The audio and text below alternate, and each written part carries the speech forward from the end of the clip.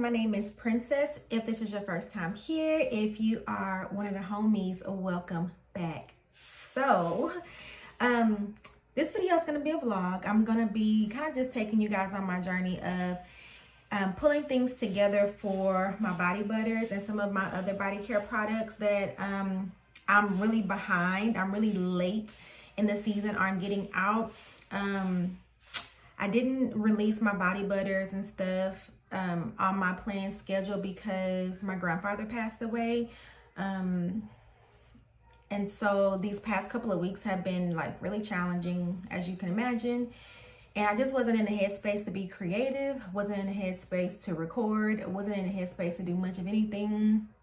I just started back making candles probably 2 weeks ago. And so, yeah. So here we are, just trying to catch up with the season and get my body butters out because people are asking me for them. So I need to get those body butters out, and I'm ready to do it. So this morning I got up and I started printing out my labels. I currently design my labels on Canva, and I print on my home printer, and then I cut them using my Cricut. Usually I use online labels, which I love, have had no issues with, but I wanted to try something a little bit different. I did change my label design because I have this thing when I start to see people use the fonts that I'm using in my branding and with my products, it makes me not want to use it anymore because I want my stuff to be unique to me.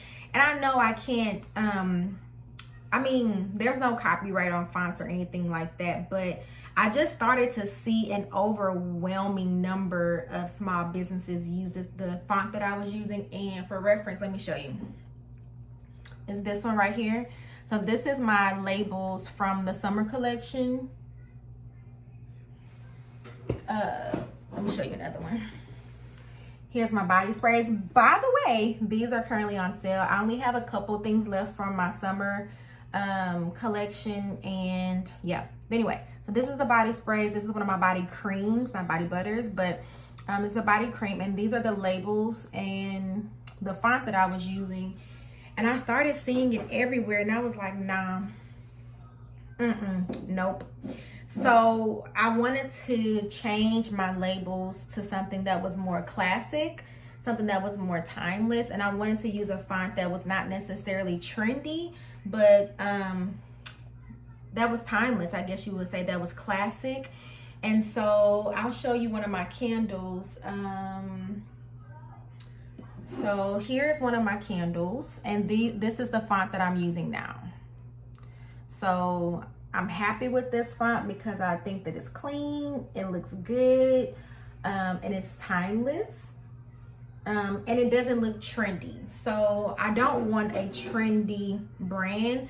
Now I have trendy products, of course, based on what my customers want, but trendy products and a trendy brand is something different. I'm trying to create an aesthetic and a brand that is timeless.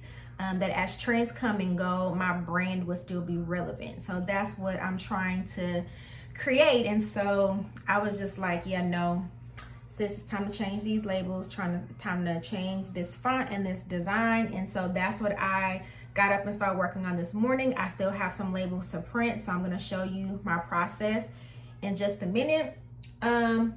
Another thing that I've decided to change with my body products is that all of my leave-on products, so lotions, body butters, and stuff of that nature, anything that is not wash off is going to be colorless. I will not be adding any color to my body butters and stuff anymore. But like my sugar scrubs and stuff, and I'm debating on whether I want to keep those, but stuff like that rinses off, washes off, I will color those items. But no colors in my body butters. We're just gonna keep it nice and clean and simple. So those are some quick updates on my branding since the last time I made products with you guys. And so now we're gonna go ahead and finish getting these labels printed and cut, print and cut out, however I'm supposed to say. Y'all know what I mean.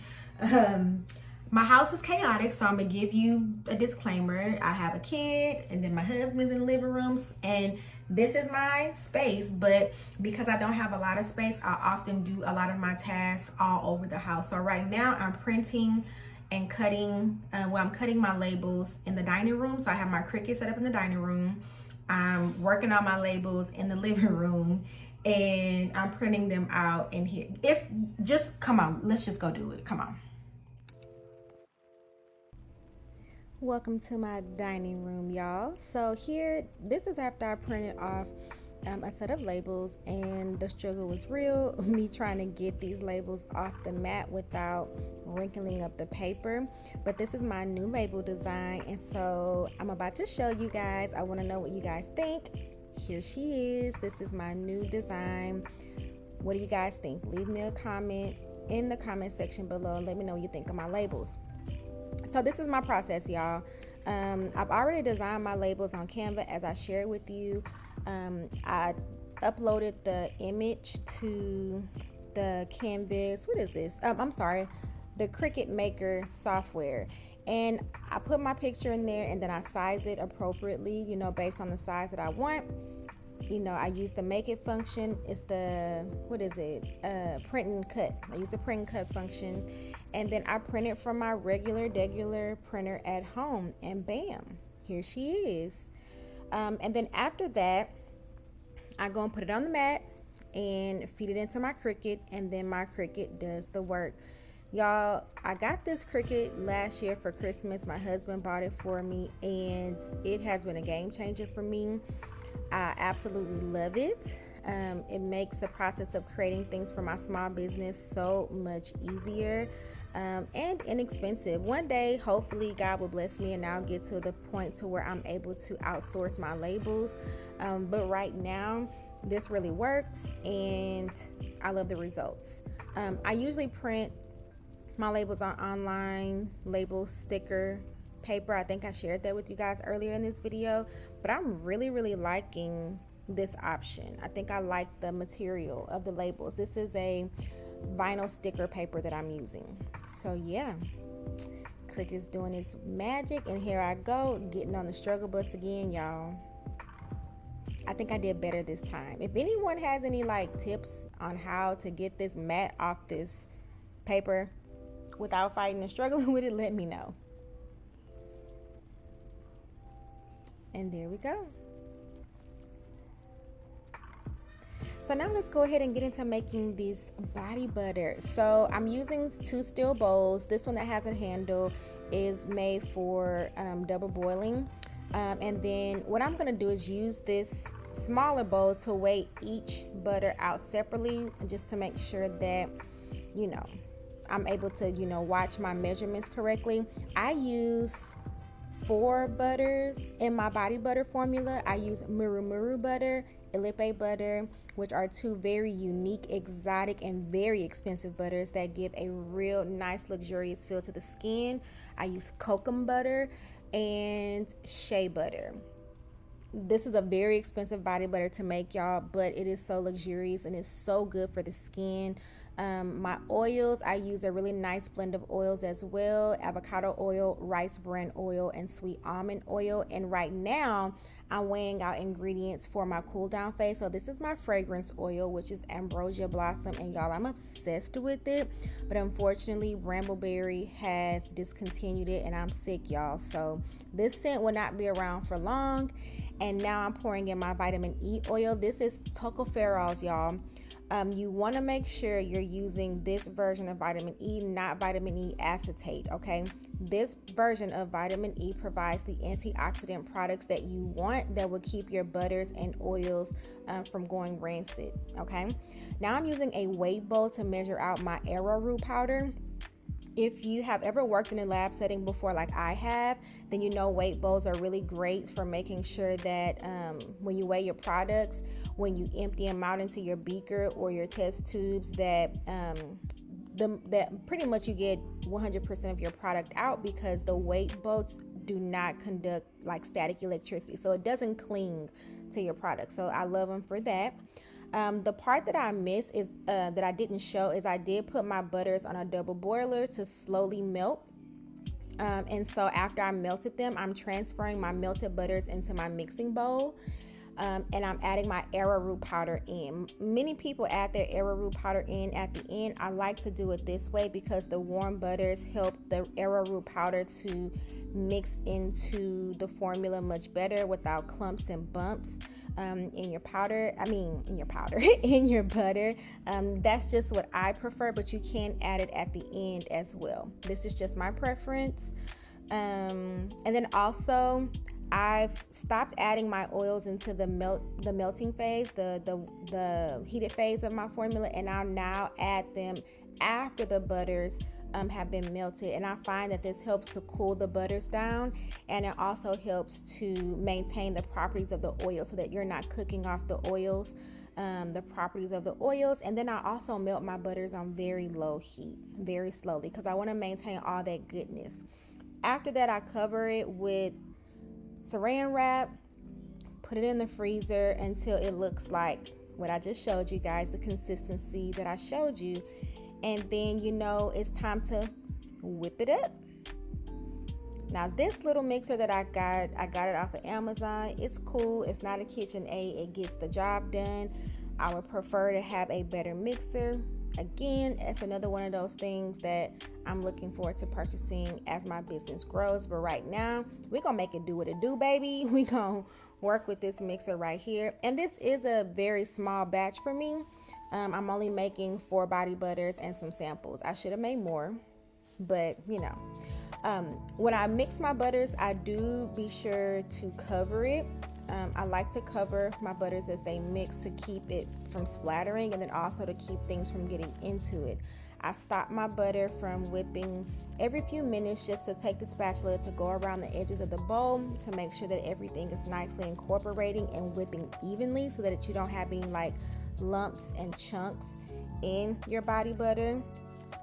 And then, of course, you just want to continue to whip it until you get the consistency that you're looking for. You don't want to over whip, but you want to whip it enough to where it's nice and fluffy and creamy. So now I'm going to add in my vitamin E oil, my tocopherol, and I'm adding in my fragrance oil into the batch. Getting it all out because this stuff is expensive. So I'm using my little mini spatula to scrape that beaker clean, covering it up, and then you guessed it, we're gonna whip some more. It's all about the whip, y'all. And don't get nervous if your body butter looks like it's getting crumbly, because it will smooth out eventually. And this is what we left with, y'all. Look at this texture. So light and creamy and fluffy. Like, look at that. Look at it. And it stays like this, y'all. My formula stays like this, nice and creamy. It does not get hard. So now we're gonna go ahead and load this lusciousness up into our piping bag. This cup is specifically for filling my piping bags. I don't use it for anything else. It has been sanitized with 99% alcohol, and it stays in my little studio. It's only for filling up my piping bags because it's nice and tall. So it helps me get a nice good feel on my piping bags. If anybody else watching this video makes body butter and you have a system that's different from mine, any tips and tricks that you would like to share, drop them in the comments. Let's help a fellow body butter whipper out. That was kind of lame, right? But y'all get what I'm saying. Now it's time to pipe. So another change I've made to my body butters is that I'm no longer using piping tips. I just like the nice clean look of just this. Like, I like the way that this looks. Pro tip, y'all, get you one of these silicone pot holders and use these under your jars. It helps to keep your jars from sliding all over the place while you're piping. It's a game changer for me. Very helpful, and it keeps me from having to chase jars around the table while I'm filling them. So yeah, I just love the way it looks. I love that smooth look.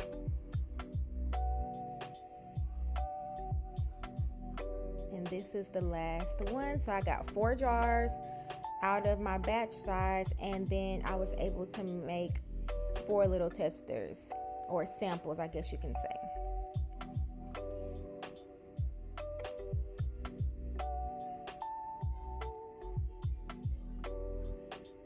So here we are. And again, look at my babies. They're so beautiful. I'm so happy with the way this turned out. The scent, the labels, everything. And I love the aesthetic of it. I don't know. What do you guys think? I'm ditching the piping tips, y'all. And these are my samples. I got my sample jars from Amazon, I believe. And then I got my jars for my body butters. I got those from Uline. So I don't have labels for my samples yet. So I'm sealing them off, and then I'm going to put them in that little Ziploc bag that I labeled over there, so that I don't mix them up with other samples I'm making, because I made a couple batches the day I did this video. So I'm just going to put it to the side so that later on I can make some labels for it.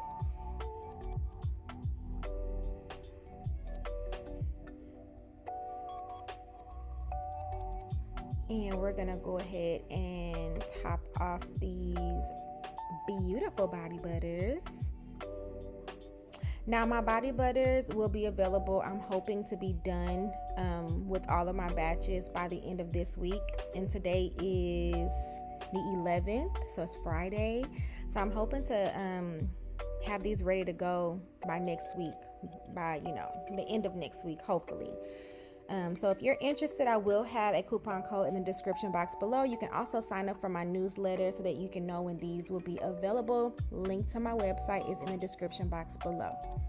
So now we're going to go ahead and get these babies labeled up. This is my favorite part. This is when the entire vision just comes together and you see your product, just come to life with your branding and your concept. And yeah, this is very exciting for me. Because this is my first time seeing what these labels look like on an actual product. And so I love it. I'm obsessed. What do you guys think? If I can ever get this label on, y'all, so y'all can see what it looks like. Yes, look at that. Y'all, I'm shook. I love it. I'm obsessed. I can definitely see these sitting on a shelf in somebody's boutique, at Target, somewhere. Like, the aesthetic is there. I really want to get retail boxes for my body butters, but one day, the Lord says the same. And this little label wizard, it really helps to make putting on labels precise. And so I got this from Amazon. I will leave a link to it in my description box below as well. So that's it, you guys. I'm labeling my last body butter. And after this, I just went and made another batch. So let me know what you guys think. I hope you enjoyed the video. Please subscribe, comment, share, all the YouTube things. Thank you so much. Y'all be blessed.